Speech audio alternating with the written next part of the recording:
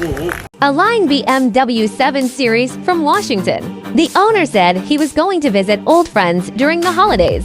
Passing a bumpy road. Bite the bullet and drive through. I didn't expect a sudden bang. The car collapsed. The owner immediately called the 4S store. What should I do if the air shock absorber is broken? The plan given by the 4S store is to replace two brand new ones. The quotation is more than $5,000. At the same time, it will take 3 days to fix it. Fortunately, we know we can fix it back with high quality. If you see it here, you might as well click a little love to collect it, so as not to find it next time you need it.